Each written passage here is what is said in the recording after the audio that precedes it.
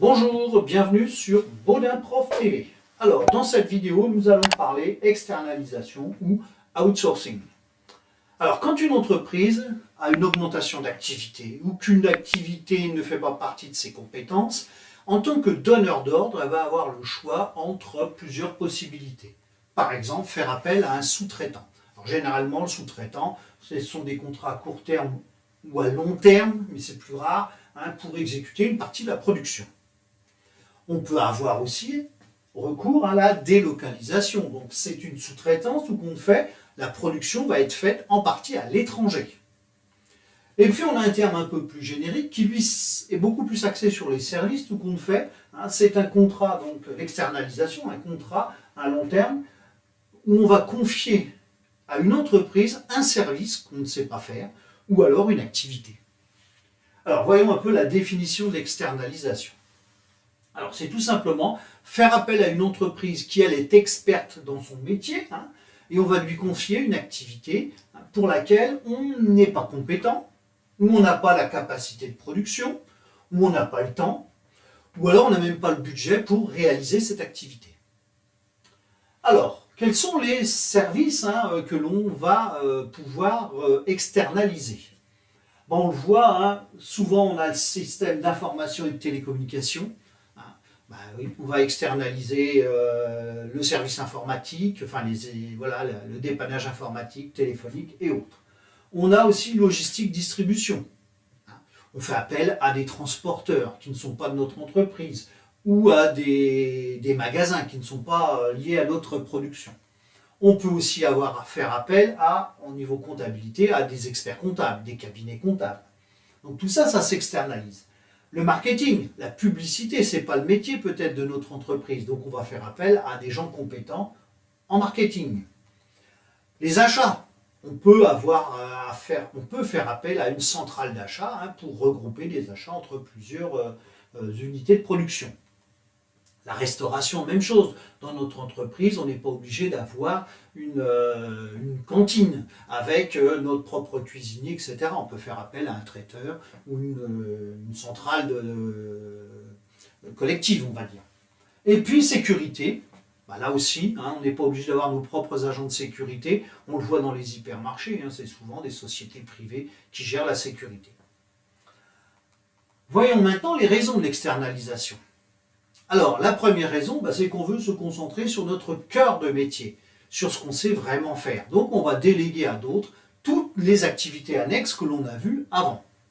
On peut aussi faire des économies grâce à cette externalisation, puisqu'on n'aura pas à créer un outil de production, on n'aura pas à recruter du personnel si on confie ça à d'autres personnes.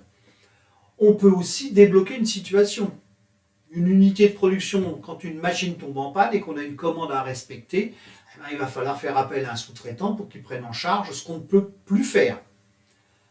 Améliorer la flexibilité de l'entreprise. Oui, on va s'adapter plus rapidement au changement du marché, tout simplement parce qu'il suffira de chercher les bons sous-traitants pour pouvoir répondre à la demande du marché. Éviter les risques liés à l'embauche. Oui, ce n'est pas notre entreprise qui prendra les risques, ce sont nos sous-traitants ou les prestataires de services qui prendront ce risque. Alors, les avantages, on va les lister. Première chose, on va concentrer nos effectifs sur notre cœur de métier. C'est-à-dire que grâce à l'efficacité, parce que là on sait vraiment faire dans notre métier, on va gagner en compétitivité, en productivité. Productivité, en haut à droite, s'affiche une vidéo qui vous explique ce que c'est que la productivité. Réduction des coûts. Oui, nous on se concentre sur ce qu'on sait faire, donc on n'a pas besoin de rechercher, embaucher des comptables, des agents de sécurité, etc. Tout ça, c'est pour nos prestataires.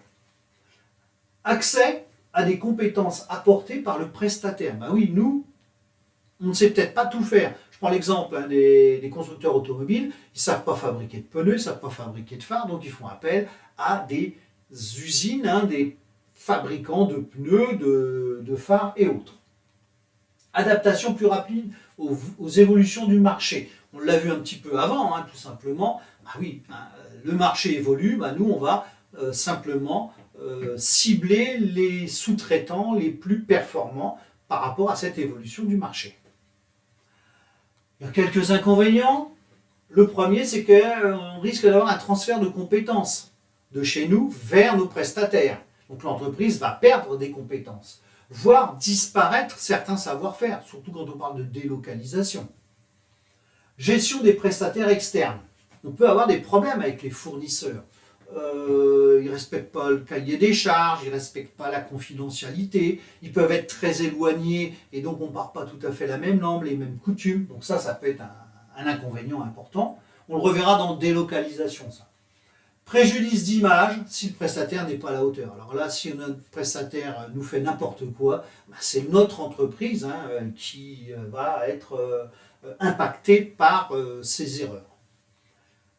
Risque de dépendance envers un fournisseur unique. Alors ça, c'est important. On le voit bien en ce moment. On est en 2023 avec les problèmes sur le gaz, les semi-conducteurs. On a tout centré sur les mêmes régions, tout compte fait. Et quand il y a des conflits, il n'y a plus de livraison. Et là, on se retrouve avec des délais pour fabriquer qui sont de plus en plus longs. Réduction des effectifs, oui, quand on fait appel à des sous-traitants, ce ne sont plus nos propres salariés.